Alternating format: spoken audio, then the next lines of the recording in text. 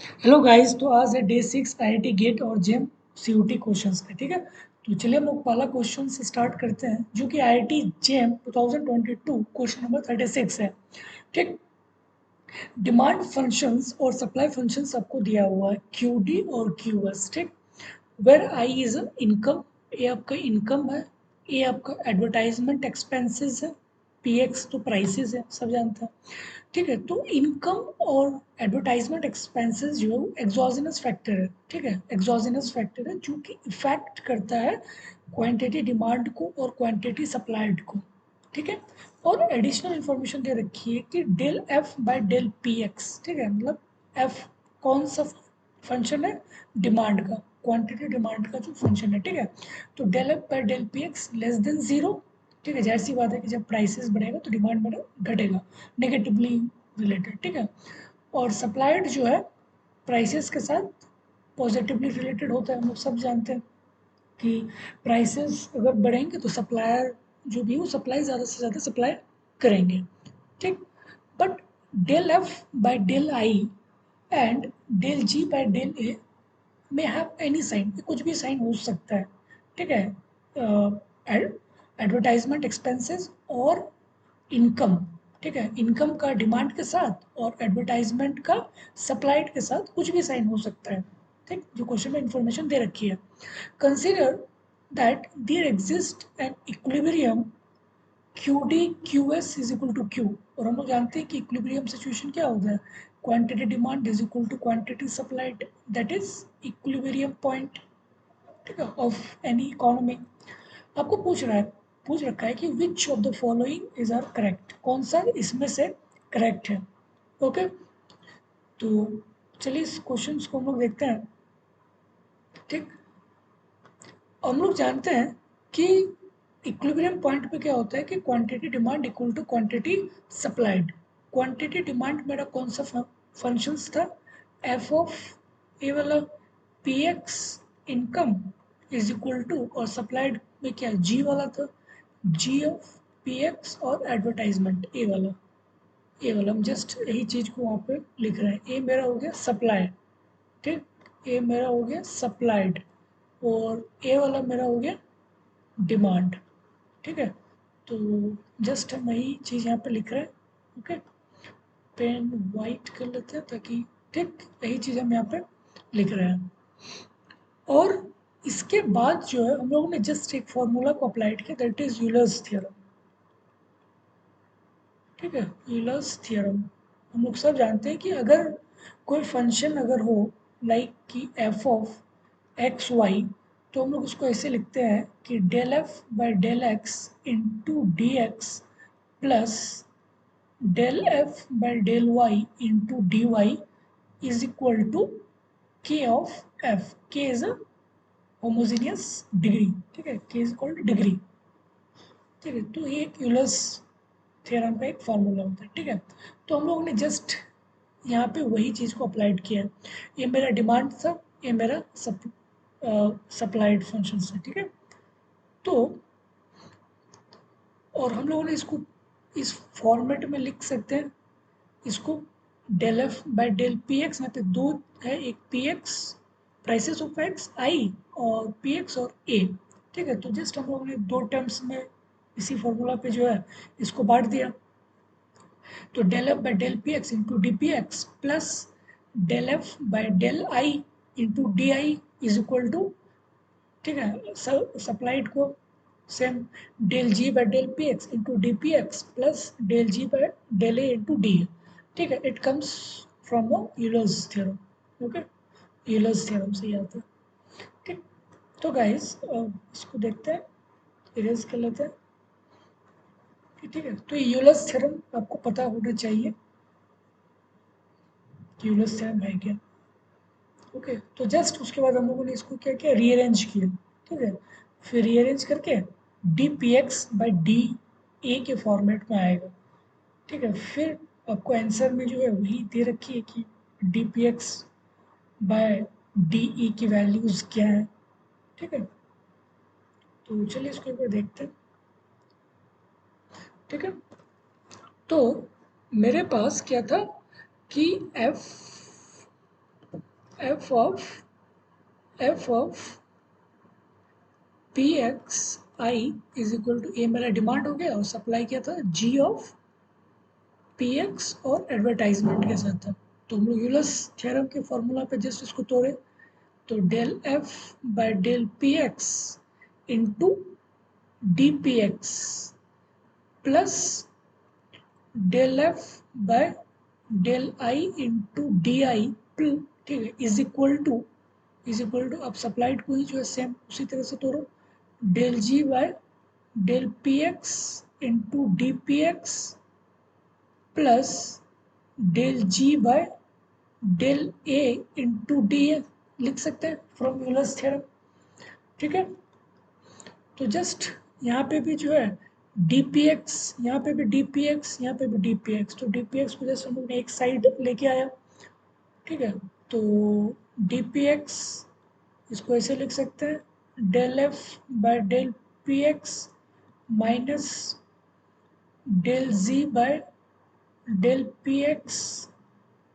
ठीक है, और मेरे पास बचा क्या, this, okay, is equal to del G by del A into D A. Okay, ये मेरे पास बचा, और इनकम तो मेरा कांस्टेंट है, तो ये मेरा टोटल टर्म्स क्या हो जाएंगे, ज़ीरो हो जाएंगे, ये वाले टर्म्स। ठीक है, ज़ीरो हो जाएगा। ठीक, तो मेरे पास एक क्वेश्चन बचा। ठीक, ये पे ध्यान दे रखी है कि, ओके, या, ठीक, तो ये वाला टर्म्स मेरा जीरो बन गया। ठीक है, del F by del I into D I, मतलब change in income is zero because income is fixed. ठीक है, so that's why the change in the income is also zero. ठीक है, तो ये मेरा जीरो बन गया। तो जस्ट हम लोग को अब यहाँ से निकाल सकते हैं इसको, इस फॉर्मेट में हम उसको निकाल सकते हैं कि D P X by D A. ठीक है, जस्ट हमने उसको डिवाइड किया, del G by del A divided by del F by del P X minus del G by del P X. ठीक है, तो ये I think answer B match कर रहा है, आंसर बी, बट ये जो है more than one correct option है। ठीक है, तो देखते हैं और भी कोई आंसर अगर है तो। ठीक है, तो फर्स्ट ऑप्शन जो आपको इलास्टिसिटी पूछ रहा है, prices of X with respect to A for the advertisement expenses. ठीक है, तो जस्ट आप इसके इलास्टिसिटीज को निकालें, इलास्टिसिटी का फॉर्मूला तो बहुत ईजी है। ठीक है, change in the price of x divided by the percentage change in the advertisement cost. Okay, तो ठीक है, तो पहला से तो बी करेक्ट हो गया। तो उसी तरह से जब अगर हम लोग इलास्टिसिटी निकालेंगे, तो इलास्टिसिटी का फॉर्मूला क्या होता है, D P X by D A into A by P X. ठीक है, ये तो सबको पता ही होगा। ओके, ठीक, तो हम लोगों ने just D P X by D A into A by P X, और D P X by D A हम लोग तो ऑलरेडी यहाँ पे निकाल रखा है, तो जस्ट हम लोग ये वाला वैल्यूज़ यहाँ पे पुट करना है। ए, ठीक है, ए तो एज इट इज़ ए रहेगा, पी एक्स भी एज इट इज़ ही रहेगा, तो जस्ट वैल्यूज़ को पुट करके देखना है, तो ये इक्वेशन मेरे पास आ जाएगा। ठीक, जो कि आपका आंसर ए से मैच करता है, तो इसका आंसर आपका ए और बी दोनों सही है। ठीक है, सी बिल्कुल ही नहीं है। ठीक है, जब अगर आप इनकम के साथ अगर इसका चेक कीजिएगा तो ये नहीं आएगा। ठीक है, और डी तो नहीं होगा, तो ए और B is a correct option for this questions. Okay, तो इस क्वेश्चन का जो मेन क्रक्स है, आपको जो समझने वाली बात है, ये क्या है कि आपको एक डिमांड फंक्शन और सप्लाई फंक्शन दे रखी है। ठीक है, और उसके साथ आपको ये बोल रखा है कि जो इनकम है और एडवर्टाइजमेंट एक्सपेंसेस है, वो एक एक्सोजेनस फैक्टर है जो कि क्वांटिटी डिमांड और क्वांटिटी सप्लाई को इफेक्ट करता है। और उसके साथ साथ कि डिमांड जो है प्राइसेस के साथ नेगेटिवली रिलेटेड है, यार हम लोग सब जानते हैं, से लॉ ऑफ डिमांड होल्ड्स।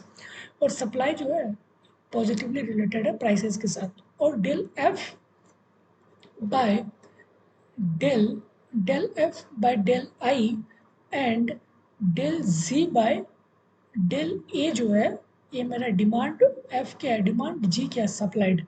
तो डिमांड का जो है इनकम के साथ जो चेंजेस है ये कुछ भी साइन हो सकता है, पॉजिटिव नेगेटिव कुछ भी, मे भी क्वेश्चन में दे रखी है, ठीक है। और सप्लाइड भी जो है एडवर्टाइजमेंट एक्सपेंसेस के साथ कुछ भी साइन हो सकता है, पॉजिटिव नेगेटिव, ठीक है। तो आपको बस पूछा कि कौन सा सही है।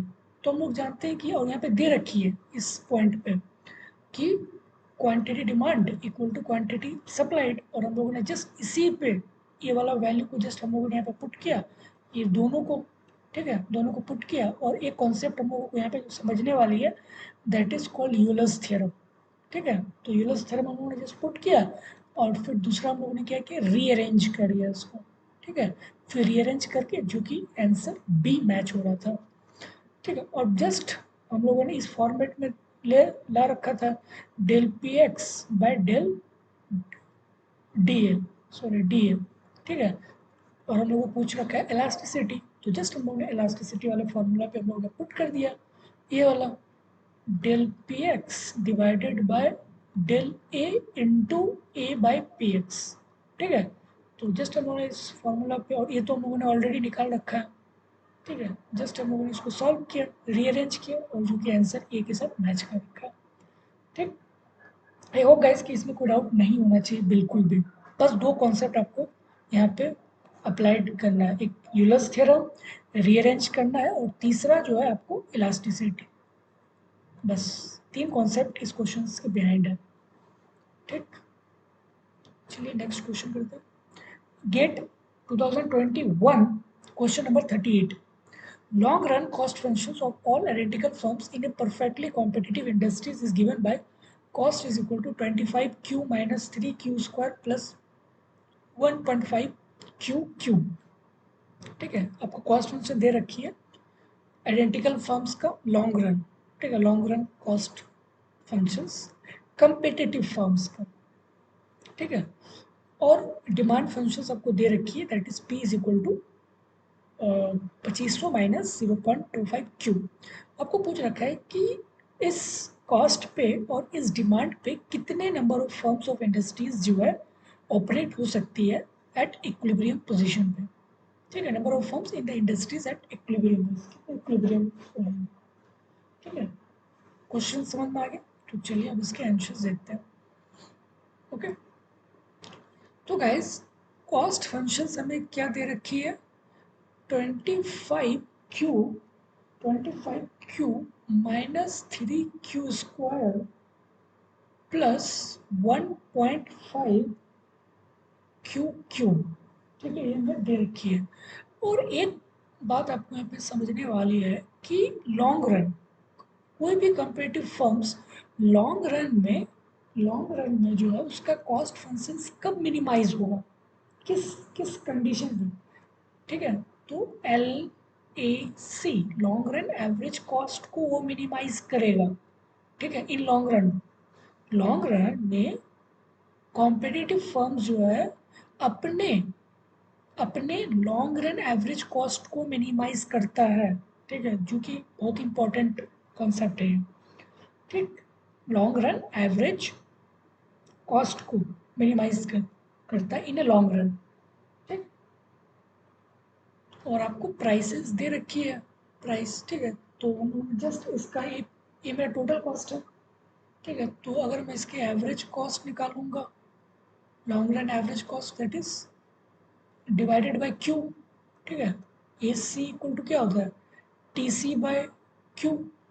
तो जस्ट ये क्या बन जाएगा, 25 minus 3q plus 1.5 Q cube, sorry Q square, ठीक है, बनेगा ये, ओके। तो जस्ट अब आपको निकालना क्या है, जस्ट इसके साथ del A C divided by del Q, इसको जस्ट डिफ्रेंशिएट करना है, ठीक है। तो डिफ्रेंशिएट अगर करेंगे तो क्या होगा, -3 plus 6/2 Q is equal to 0। और जब इसको सॉल्व कीजिएगा तो क्यू की वैल्यू आपका 1 आ जाएगा, ठीक। और क्यू का वैल्यू जब 1 आ गया तो जस्ट हम लोगों ने इस कॉस्ट में रख देंगे, और वो कॉस्ट मेरा क्या होगा, मेन कॉस्ट होगा, सबसे मिनिमम कॉस्ट हमें लगेंगे मेन कॉस्ट। तो min cost is equal to क्या हो जाएंगे, 25 माइनस 25 क्यू, क्यू की जगह में 1 और माइनस 3 क्यू स्क्वायर मतलब माइनस 3 प्लस 1.5। ठीक है, तो जस्ट इसको सॉल्व करेंगे तो 47/2 आई थिंक आ रहा है। ठीक है, 47/2। ठीक, 47/2 ये आपका आएगा। ठीक, मिनिमम एवरेज कॉस्ट। ठीक, तो जस्ट अब हम लोग के पास क्या है कि लाइक हाँ, अब प्राइसेस दे रखी है कि प्राइसेस कितनी है, प्राइसेस हमें दे रखी है। ठीक है, और equal to in long run, एक चीज़ आपको यहाँ पे समझने वाली बात है ये कि इन लॉन्ग रन में क्या होता है कि minimum of average cost same as the price, ये प्राइसेस के इक्वल होता है इन लॉन्ग रन। ठीक, इन लॉन्ग रन तो जस्ट मेरे पास प्राइसेस दे रखी हुई है। प्राइसेस क्या है, जस्ट मैं इसको मिटा देता हूँ। ठीक है,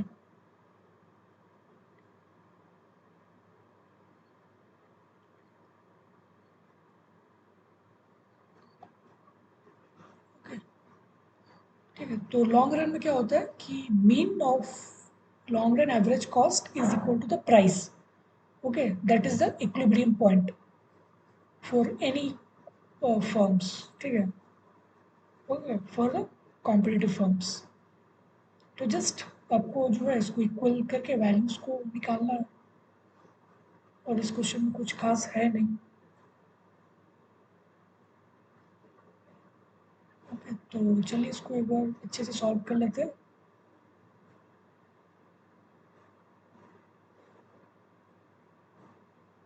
ओके, या या तो हम लोग जो सॉल्व किए ये del of average cost divided by del Q, इसको सॉल्व करके क्यू की वैल्यू 1 आया था।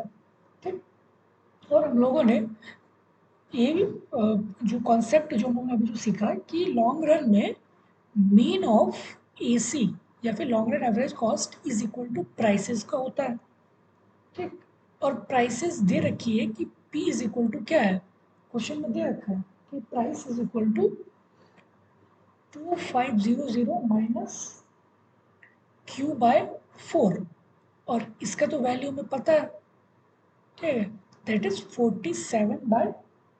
ठीक है, अभी जस्ट थोड़ी देर पहले हम लोगों ने इसको पुट किया था, क्यू का वैल्यू टोटल कॉस्ट में पुट करके देखा था, तो जस्ट इसकी वैल्यूज ये आई थी 47/2। तो 47/2 is equal to just 2500 minus Q by 4। ठीक, अब यहाँ पे क्या है कि